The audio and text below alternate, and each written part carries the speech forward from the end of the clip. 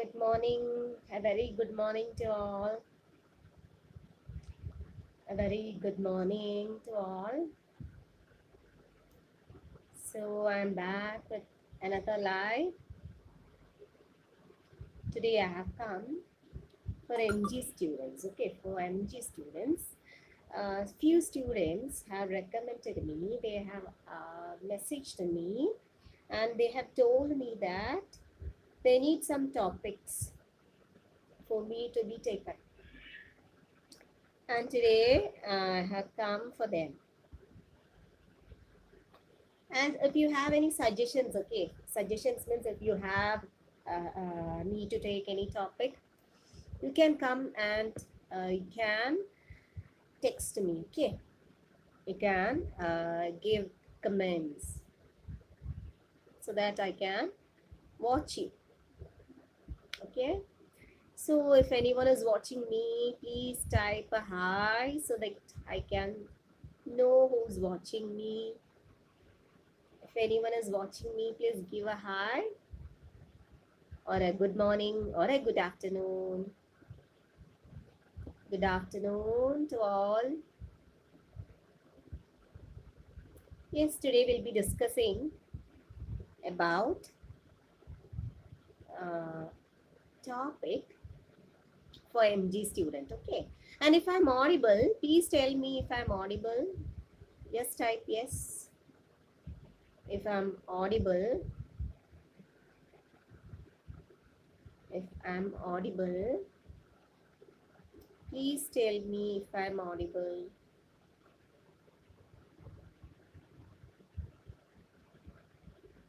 Tell me if I'm audible, okay?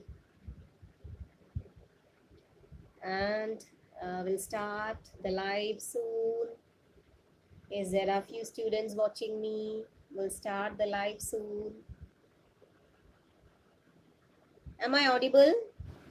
My dear students, am I audible? Am I audible? Please tell me if I'm audible.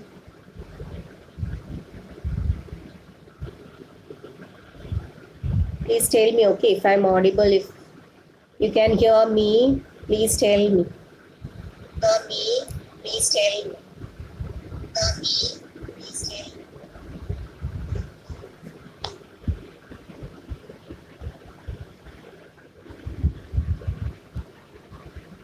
Yes, I'll wait for a few seconds for my students to join.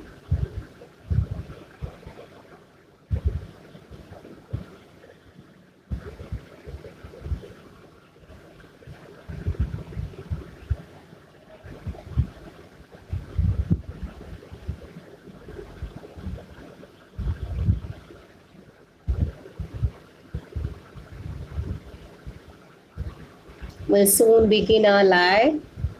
We'll start with the topic, not live. We'll soon start with the topic.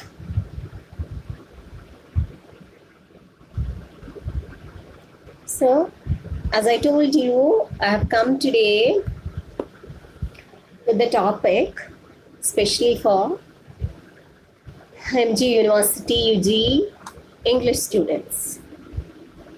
And today I'll be discussing about poetry. Poetry. What is poetry? What do you mean by poetry? You know what is poem? And what is poetry? Anyone? Yes, according to Wordsworth, it's a spontaneous overflow of powerful emotions and feelings. Isn't it? Isn't it? What is poem? What is there inside us? It's coming out. Our feelings, our emotions, everything is coming out as a poem. As letters, it's coming out. Isn't it? Yes. Same thing Wordsworth also have told about poetry. Poetry is the spontaneous overflow of powerful feelings recollected in tranquility. You have to by heart this definition for poetry. What is poetry? It is a spontaneous overflow. Means What is it? It's an outburst or spontaneous overflow of powerful feelings recollected in tranquility. Okay. And this is Wordsworth's definition about poetry. And there are different classification for this poet. First thing you have to know, poetry is of two types. That is subjective and objective. What is subjective? Can anyone tell me what is subjective and objective? Subjective means if a person writes about his feelings, his emotions, what he feels in his mind, what he thinks of others, and what he writes about them, all such things, personal, related to emotions, feelings, and all such things, is known as subjective poetry. And what is objective poetry? Objective poetry means you're writing poems related to rain, sky, climate, ocean, desert, wind. All such poems are what? Objective poetry. And the other one is subjective. Okay, subjective and objective. These are the two types of poetry. Okay, and again, this subjective poetry is later divided into narrative and lyrical poetry. Okay, narrative and lyrical poetry. We'll see what is narrative poetry. Have you heard of epic? Have you heard of ballad or ballad? And monologue? Romance? Everything come under what? Narrative style of poetry. And we'll see what is lyrical type of poetry. Have you heard of elegy, ode, sonnet? All those things come under what? Lyrical. Okay, one is narrative. Narrative means a story is narrated. Something is narrated through this poem. This type of poetry is narrative poetry. And lyrical. Lyrical means importance is given to the tone, the music, the rhythm and all. That is our ode, sonnet and elegy. And we'll see in detail what are each one. Okay. And we'll see what is epic. What is epic? You know Mahabharatam, it is an epic. Ramayana, it is an epic. What is epic? Can anyone tell me what is an epic? Can anyone tell me what is an epic? Yes, epic. It talks about the history. It talks about the war. It talks about the romance. It talks about the heroic actions of the kings, the rulers, okay, or the famous figures. That is epic. Okay. It is a narrative poem. Very good. Shahrina Shirin. Thank you, Shahrina Shirin. Thank you a lot. Okay. And epic, it is a poem which is lengthy and narrative. The first one about epic is, it is lengthy poem and it is also narrative. A lengthy and narrative poem is epic. It talks about history. You got 2 points? Yes. Epic really comes from a Greek word, okay, which means a story or a word or a poem. So epic, it is a Greek word which means a story, word or poem. So you got 3 points about epic.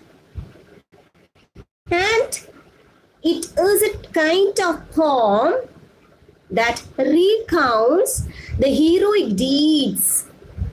Okay, I told you it's a long narrative poem. It talks about history and it also talks about the heroic deeds of a person. See, Mahabharata Mahabharata or Ramayana. Ramayana talks about the heroic deeds of Rama. You can see Hanuman there. See how heroically Hanuman have done a lot of things in Ramayana. Have you seen the film, which is a new film, which talks about the story of Ramayana, Sita, Adipurush, isn't it? Yes, in that you can see it's a kind of epic. Okay, yes. And which are the famous epic in English literature? Can anyone tell me which are the famous epic in English literature? They are Iliad, Odyssey, Beowulf, Paradise Lost. So whenever you write about epic at all, you have to give examples. Whenever you give examples, you're going to get good marks. Extra marks will be falling.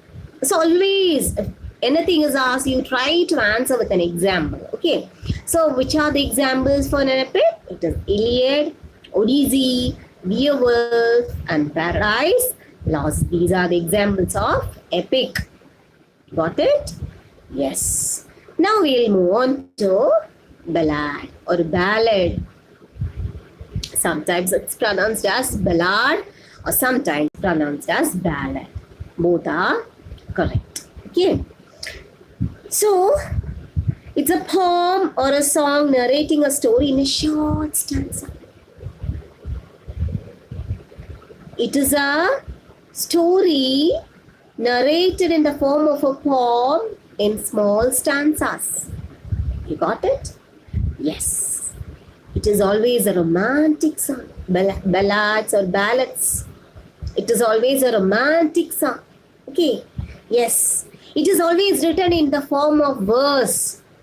It is always written in the form of verse. Okay, you got 3 points. It is written in short stanzas. It is written in romantic song. It is written in verse form. Okay, 3 points you got. Example, La Bella Dame Sans Mercy. That is a ballad written by John Keats. La Bella Dame Sans Mercy. It is a ballad written by John Keats. And have you heard of Edgar Allan Poe?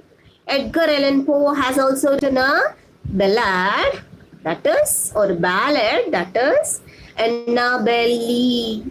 Annabel Lee is another ballad written by Edgar Allan Poe. Okay, and have you heard of Rime of Ancient Mariner? It is written by S.T. Coleridge, isn't it? Yes, I think you know lyrical ballads or lyrical ballads. It's written by who wrote it? Combining work of Wordsworth and William Wordsworth and Samuel Taylor Coleridge. It is also an example of ballad. Lyrical ballad is an example of that. So you got a few idea about ballad? Yes. Now we'll move on to what? Lyric. Lyric, okay. What is lyric? It is really a lyre, okay. Lyre means it's a musical instrument. In those days, the person who sang or composed music using this is called a lyric. Okay, it's a short poem. What is lyric? It's a short poem. And we always short. Okay, very short than ballad or ballad. And usually we see this lyric is presented in first person narrative style.